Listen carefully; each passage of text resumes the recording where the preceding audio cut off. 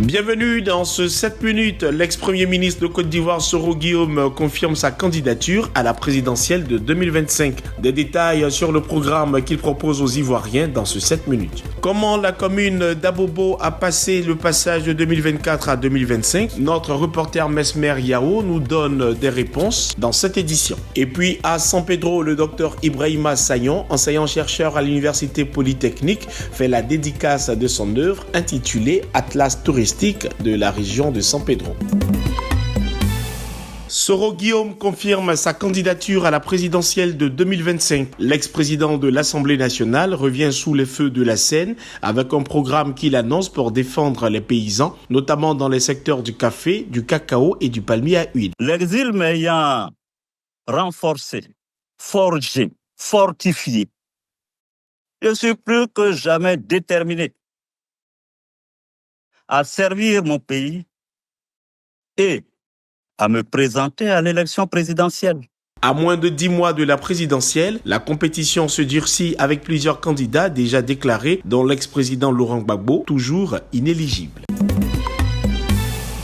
Les prix du carburant et gaz butane restent inchangés en Côte d'Ivoire sur la période du 1er au 31 janvier 2025, nous rapporte le ministère des Mines, du Pétrole et de l'Énergie. Les prix du litre d'essence et du gasoil sont respectivement maintenus à 875 francs CFA et 715 francs CFA comme le mois précédent. Quant au gaz butane, les prix restent également inchangés. La bouteille de 6 kg coûte 2000 francs CFA, la bouteille de 12,5 kg est à 5200 francs CFA et celle de 15 kg à 6 965 francs CFA. Ces prix du carburant et du gaz butane, qui sont valables sur l'ensemble du territoire national, sont fixés conformément à l'évolution du marché international.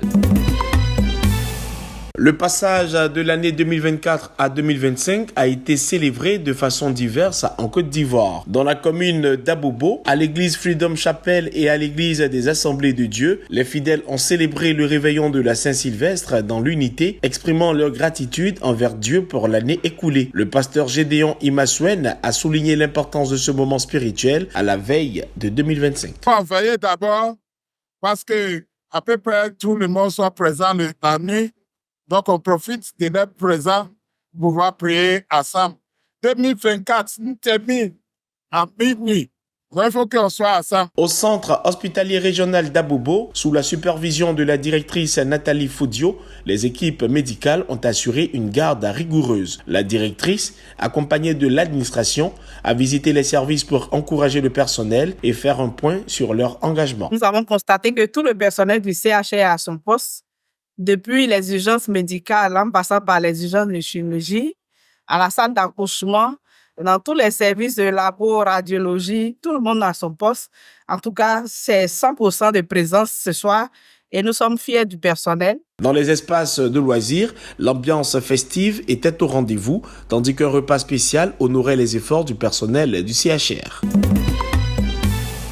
Atlas touristique de la région de San Pedro, c'est l'intitulé de l'œuvre littéraire dédicacée par son auteur, le docteur Ibrahima Sayon, enseignant-chercheur à l'université polytechnique de San Pedro. Le guide met en lumière les richesses naturelles, culturelles et économiques de la région, avec pour ambition d'attirer investisseurs et décideurs. J'ai fait la thèse sur l'activité touristique dans la région de Beké et c'est de là que tout est parti. À travers cette thèse, je me suis rendu compte qu'il y avait une méconnaissance de l'offre touristique de toute la Côte d'Ivoire. Donc, il était question pour moi de pouvoir faire ressortir tout ce que nous avons comme potentialité touristique de chaque région ivoirienne. Et dans ces conditions que je me suis retrouvé à l'Université de San Pedro et poursuivre cette vision. Et au niveau de la région de San Pedro, nous avons remarqué également qu'il y a une méconnaissance des potentialités touristiques. Donc, préalablement, nous avons identifié ces attraits touristiques. Nous avons par la suite fait la catégorisation de cette offre touristique. Et par la suite, nous avons cartographié l'offre touristique. Les chercheurs n'ont pas fait qu'identifier des sites touristiques. Ils ont aussi mis en lumière un écosystème touristique global, analysé et cartographié grâce à des méthodes rigoureuses issues de la recherche scientifique. Donc, cet atlas est plus qu'un simple document. C'est un outil de planification stratégique. L'événement, parrainé par le ministre-gouverneur Philippe Legré, a réuni autorités, partenaires et étudiants. Le ministre salue l'ouvrage tout en appelant à une extension de cette initiative. Et lorsque tu veux véritablement travailler et investir dans le tourisme, eh bien, tu sais tout juste où aller pour ne pas faire des faux investissements, parce que les endroits sont bien précis. Et à partir de là, tu peux déjà bâtir un projet. Avec cet atlas, Dr Sagnon signe sa 4e œuvre, affirmant son engagement pour le développement du tourisme en Côte d'Ivoire. C'est la fin de ce 7 minutes. Merci de l'avoir suivi. Restez sur cette info. Les programmes se poursuivent.